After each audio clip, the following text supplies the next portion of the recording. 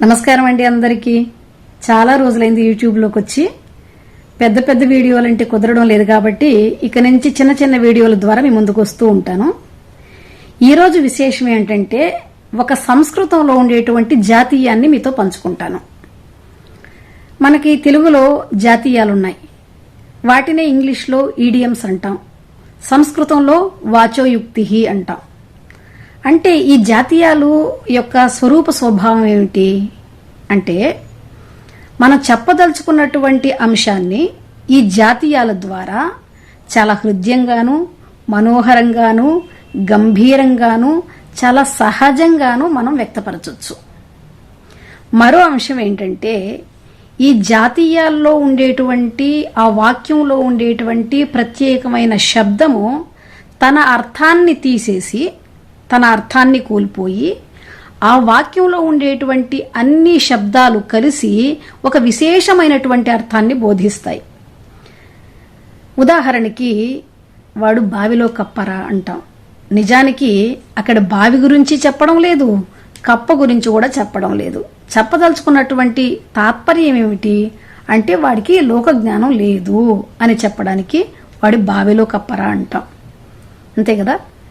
అలాగే తెలుగులో జగమెరిగిన బ్రాహ్మణుడికి జంధ్యమేళ అని ఒక జాతీయం ఉంది. ఈ జాతీయమే సంస్కృతంలో కూడా ఉంది. అది ఎక్కడంటే క్షుతక్షేమీయం అని ఒక హాస్య ప్రధానమైనటువంటి నాటకం.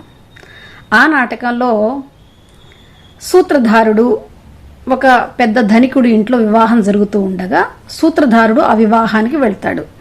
అక్కడ గేట్ కీపర్గా విదూషకుడు ఉంటాడు. ఆ విదూషకుడు సూత్రధారుణ్ణి ఆపేస్తాడు. ఆపేసి, నీ పరిచయ పత్రం ఏది, నీ ఐడెంటిటీ కార్డు ఏది, నీకు పంపించినటువంటి ఆహ్వాన పత్రిక ఏది అని ఆ సూత్రధారుణ్ణి అడుగుతాడు. అప్పుడు సూత్రధారుడు చెప్తాడు, నఖలు పరిజ్ఞాత బ్రాహ్మణస్య యజ్ఞసూత్ర ప్రదర్శనం ఆవశ్యకం. నఖలు పరిజ్ఞాత బ్రాహ్మణస్య యజ్ఞసూత్ర ప్రదర్శనం ఆవశ్యకం. అంటే వాడు బ్రాహ్మణుడు అని జగత్తుకంతా తెలుసు, అందరికీ తెలుసు. అయితే నేను బ్రాహ్మణ్ణి అని తన యజ్ఞసూత్రాన్ని తన జంధ్యాన్ని చూపించుకోవాల్సినటువంటి అవసరం లేదు. ఎందుకంటే ఎవరింట్లో అయితే వివాహం జరుగుతుందో వాళ్ళకి నిన్ను బాగా తెలుసు, కాబట్టి నేను ఇవన్నీ చూపించాల్సిన అవసరం లేదు అని చెప్తాడు. దీనికి సమానార్థకమైనటువంటి జాతీయం తెలుగులో జగమెరిగిన బ్రాహ్మణుడికి జంధ్యమేళ అంటాడు. అదే సంస్కృతంలో కూడా చాలా కాలం క్రితం రాసినటువంటి క్షుతక్షేమీయం అనే ప్రహసనంలో ఉంది. బాగుంది కదా. Thank you.